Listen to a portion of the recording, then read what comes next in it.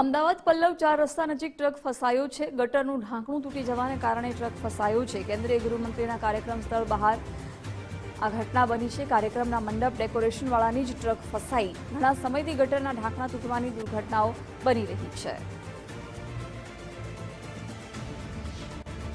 અમદાવાદ શહેરમાં ભૂવાઓ પડવાની તો અનેક ઘટનાઓ જોઈ છે, પરંતુ હવે ગટર લાઇનની ઉપર લાગેલા જે ઢાંકણા છે તે હલકી ગુણવત્તાના નાખવાના કારણે આ પ્રકારની પરિસ્થિતિ છેલ્લા ઘણા દિવસોથી અમદાવાદ શહેરમાં અલગ અલગ જગ્યાઓ ઉપર થતી જોવા મળી રહી છે। ખાસ તો જો વાત કરીએ તો અમદાવાદ શહેરમાં હાલ પલ્લવ 4 રસ્તા નજીક રવિવારના રોજ જ્યારે ગૃહમંત્રી અમિત શાહનો કાર્યક્રમ અહીંયા યોજાવાનો છે અને ત્યાં મંડપની બાંધવાની તૈયારીઓ જે જગ્યા ઉપર ચાલી રહી છે ત્યાંની બહાર જ આ પ્રકારની પરિસ્થિતિ છે જે સર્જાઈ છે।